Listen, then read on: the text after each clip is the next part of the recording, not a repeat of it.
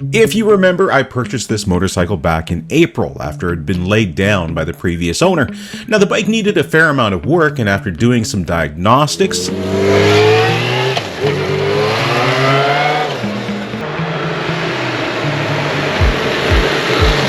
I concluded there wasn't anything catastrophically wrong with it, and it probably had another decade or so of life left in it if somebody wanted an economical and fun ride.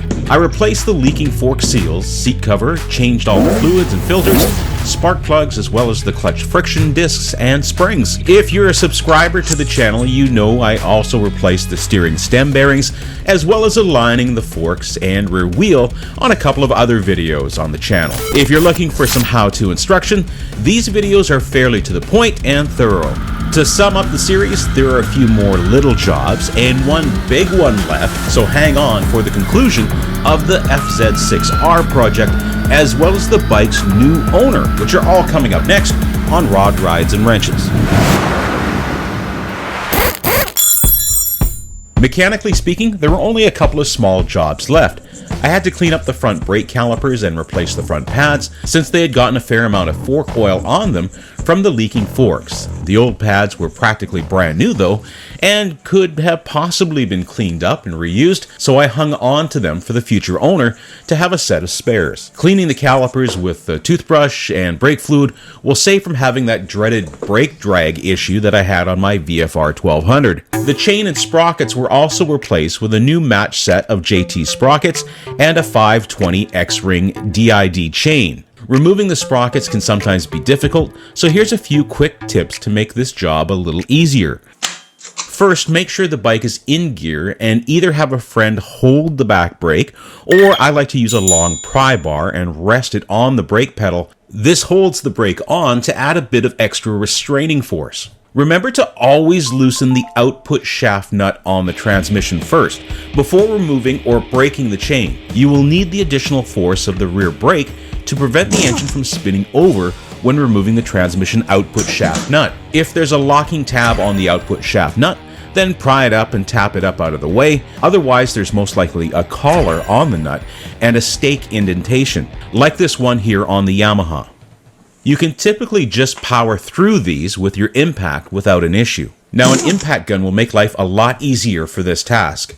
The impact makes short work of any high torque requirements, and I highly recommend getting one, at least a high voltage electric, if you don't have the space or means for a pneumatic one. With the front sprocket loose, I then busted the chain with my ProMotion chain tool. Now this is another must-have tool I think every rider with a chain final drive should own. Once you know how to rivet your master links, you'll never use a C-clip style again. But if you do use a clip style master link, make sure the closed end is traveling in the direction of the chain when the bike is moving forward after installation. And I recommend putting some RTV silicone on the clip just to make sure it doesn't come off easily. Here you can see how worn and hooked the front sprocket was when comparing it to the new one. The factory final drive gearing is 16 tooth front and 46 tooth rear. Now I thought this gearing was significantly low based on the amount of torque the Yamaha engine produced. I would be interested to see in the comments if you own an FZ6 bike, what gearing you switch to or what you've personally found. So go ahead and comment below. The bike pulls hard all the way through the gears, but in my opinion, revs higher than it needs to on the top end. Now I was able to torque the front sprocket to spec without the chain back on the bike and using the rear brake. So now that it's mounted and torqued, I staked the collar and moved on to the rear. Remember to use red Loctite or some other strong locking compound on all of your sprocket bolts. Now rather than fight with a loose tire to torque the sprocket nuts, I'm going to wait to do that once the tire is on the bike and the chain's installed, using the engine to hold the wheel so I can apply adequate force. Now I did talk about chain alignment on one of those previous videos I mentioned earlier. With a new chain master link riveted in place with that ProMotion tool, we can slowly bring the chain back to tension.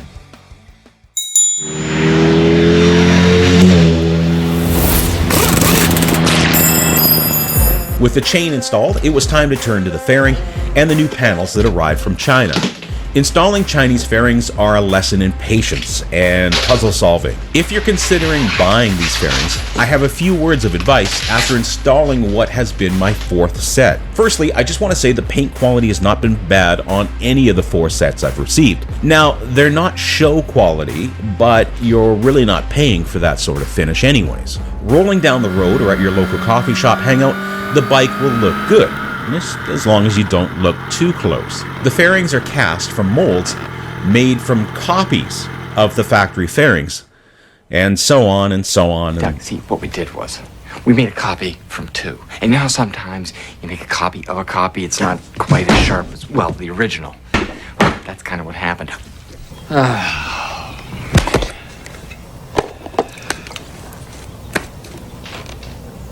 She touched my peppy, Steve. So be prepared for the fairings to not just bolt on. Start by loosening the front fairing stay and installing the headlight or nose cowl. You can tighten the stay back up after you have all of the plastics bolted on. Every fairing hole will need to be reamed, since through the molding process, these holes get smaller than the original cast. This also means you may need to remove some of the locating posts on the fairing if the receiving mount can't be adjusted. Otherwise, they're just going to break off, and there are more than enough fasteners holding the fairing in place. The fairings themselves will also be slightly smaller than the factory one, so it's going to take some patience and effort to make them fit. I like to combine some of the old fairing bits with the new ones so that some of the worst or cheapest copies are not on the finished project. So don't plan on selling or throwing out your old fairings just yet. Once installed, these fairings will definitely turn some heads and attention to your bike. I've also found that once the bike heats up the fairings and then they cool, they kind of mold to the proper position and make reinstallation much easier down the road. So here it is, the Yamaha FZ6R, ready for a new home, and after a couple of shakedown rides, it went up for sale. As far as the local bike market goes, 2022 is not 2021, and I had to come to the realization after a couple of weeks that at $3,900, the bike wasn't getting any interest. Now, it could have been the rainy, cold weather, but after 2 weeks, I lowered the price to $3,500, and the bike sold immediately. So we're off to Vancouver to meet with Colton. Colton arranged to buy the Yamaha FZ6R after watching the videos online. So excited to meet Colton, and we're taking the bike to him. It's in the back of the Tacoma. So we'll see him soon.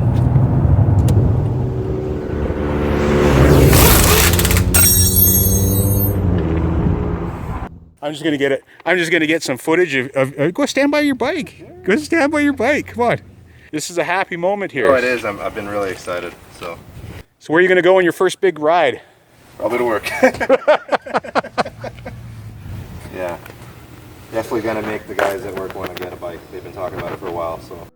So for those of you keeping score, the total cost was estimated to come in at $3,319. We ran into a couple of unforeseen issues with the steering stem bearings and handlebar brake light switch, so our total went up to $3,384 by the second video in the series. Now that the final tally is in, we've accounted for shipping and tax. Here are how the costs actually went. You'll remember I damaged a fork seal rebuilding the forks, so a second set of seals and another liter of fork oil were required. I forgot about the $5 tire levy recycling fee in my first tally and decided to change the shift pedal as well as the brake pedal with a new one from Yamaha, since the ball and socket was a bit worn on the shift rod. Now, I was able to save some money by foregoing the K&N filter and deciding instead to go with a new paper element for the airbox. On the fairing, I was able to pay the vendor on DHgate direct in Canadian dollars, and when the fairings arrived, I didn't have to pay any duty, which was a very nice surprise. Final tally, $3,433, so that makes our profit a whopping $67. Not enough to retire on, but we did save another motorcycle from the eBay parts bin and bring some joy to someone else's life. On this job, that was good enough for me. Hey, thanks for watching. I hope you hit that thumbs up and subscribe button because it does mean a lot to me. And until next time, be sure to ride safe.